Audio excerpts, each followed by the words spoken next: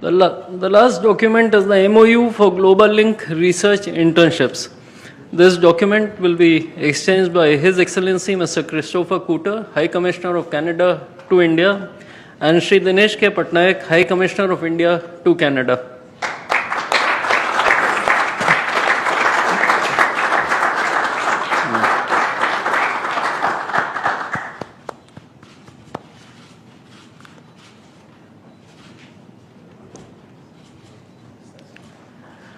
Ladies and gentlemen, this concludes the exchange ceremony. I would like to inform that Prime Minister Modi will be addressing the media in Hindi. Members of the audience may use the audio device provided to listen to the translation in English language. I now request the spokesperson of the Ministry of External Affairs to conduct the rest of the proceedings.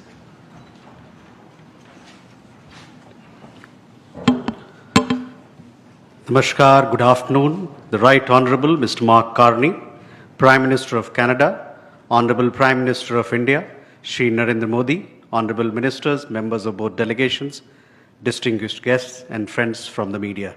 We will now have the press statements. May I request Honourable Prime Minister of India, Shri Narendra Modi, to give his remarks to the media.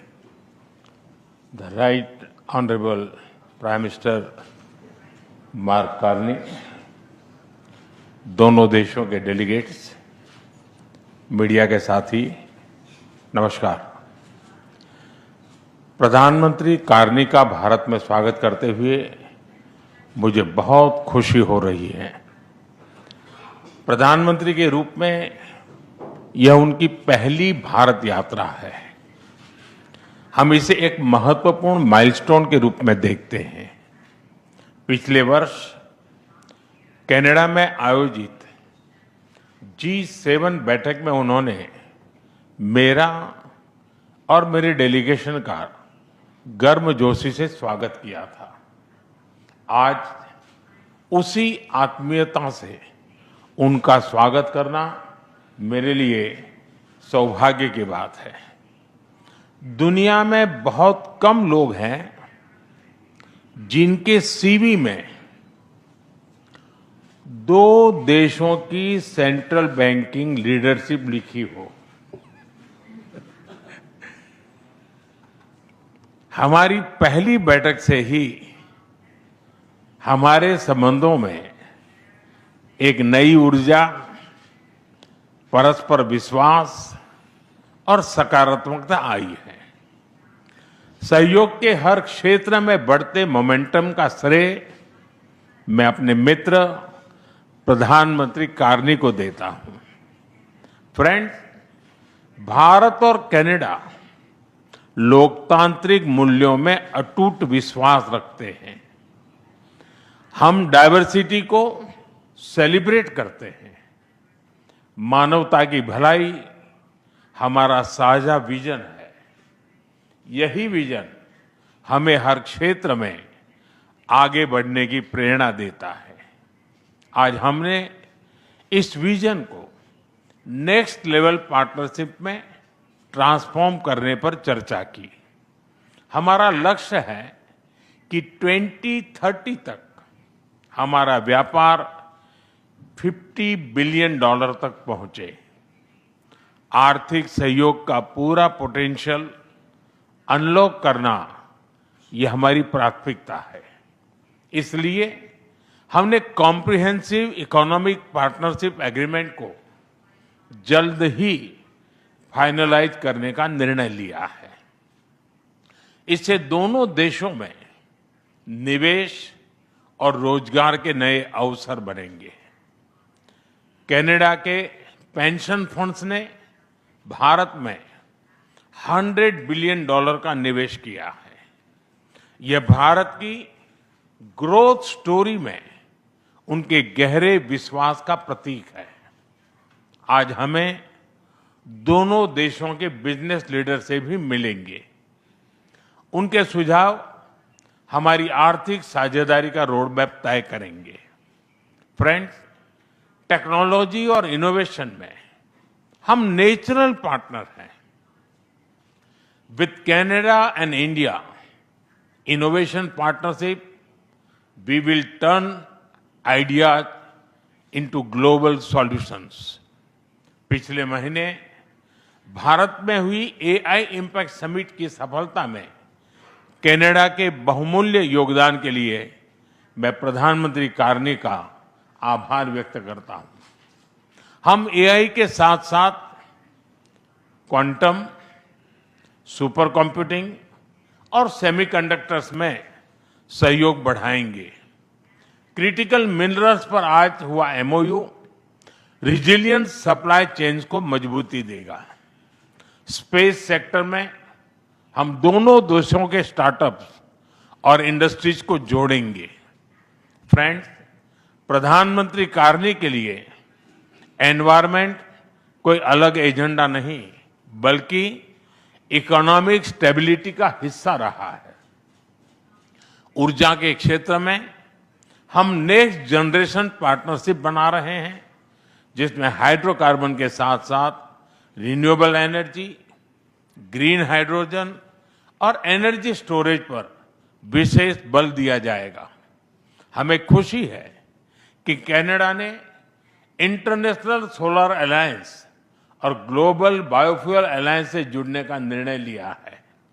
हमारे साझा प्रयासों को आगे बढ़ाने के लिए हम इस वर्ष India Canada renewable energy and storage summit आयोजित करेंगे।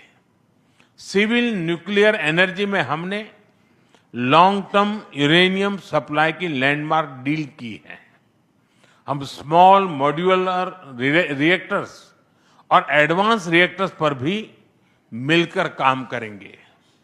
कृषि में वैल्यू एडिशन, एग्री टेक्नोलॉजी और खाद्य सुरक्षा हमारी साझा प्राथमिकताएं हैं। इस दिशा में भारत में India Canada pulse protein centre of excellence स्थापित किया जाएगा। फ्रेंड्स, रक्षा और सुरक्षा के क्षेत्र में बढ़ता सहयोग हमारे गहरे आपसी विश्वास और संबंधों की मैच्योरिटी का प्रतीक है।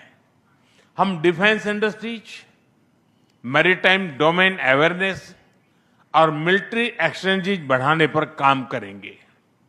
इसी उद्देश्य से आज हमने इंडिया कनाडा डिफेंस डायलॉग की स्थापना करने का निर्णय लिया है।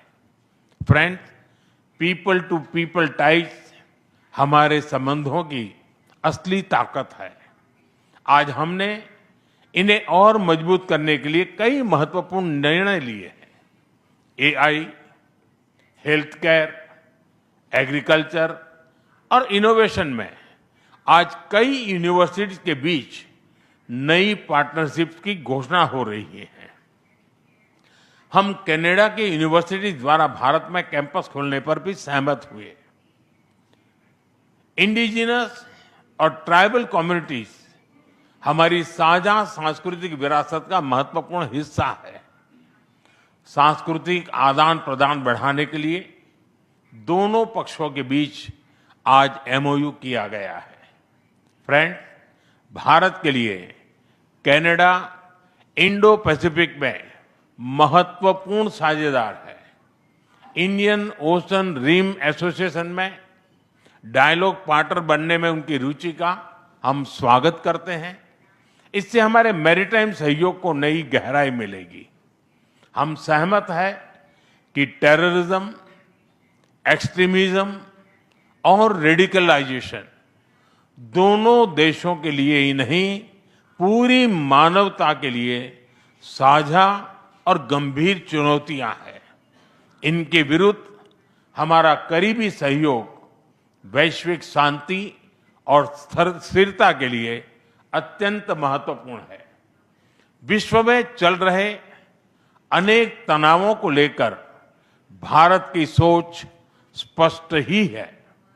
हमने सदैव शांति और स्थिरता बनाए रखने का आह्वान किया है, और जब दो लोकतंत्र साथ खड़े होते हैं तो शांति की आवाज और भी सशक्त हो जाती है। पश्चिम एशिया की वर्तमान स्थिति हमारे लिए गहरी चिंता का विषय है। भारत डायलॉग और डिप्लोमेसी के माध्यम से सभी विवादों का समाधान का समर्थन करता है। इस क्षेत्र में मौजूद सभी भारतीय नागरिकों की सुरक्षा के लिए हम सभी देशों के साथ मिलकर काम करते रहेंगे। एक्सेलेंसी, आपकी यात्रा से हमारे सहयोग के हर क्षेत्र को एक नई ताकत मिली है। भारत के प्रति आपकी गहरी प्रतिबद्धता और दूरदर्शिता के लिए मैं एक बार फिर आपका हार्दिक अभिनंदन करता हूं। बहुत बहुत धन्यवाद।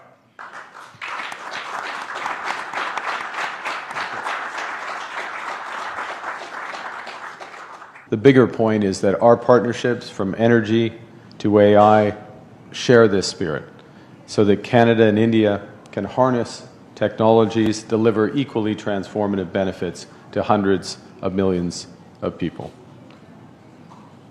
Now, to close, we're charting a future of one Earth, one family, one planet, or one future. And I was reminded as I was coming here as Swami Vivekananda, of course, one of the greatest philosophers. And more than a century ago, I hadn't realized this until I read it, but he, in his travels, spent time in both Vancouver and Winnipeg. And in his travels and his texts, he personified this maxim: arise, awake, and stop not till the goal is reached. With this partnership, we will advance, we will not stop until the goals of Viksit Bharat 2047 and Canada Strong are reached. It moves us forward, it builds our prosperity, it builds for all, and it builds for a better world. Thank you very much for your listening.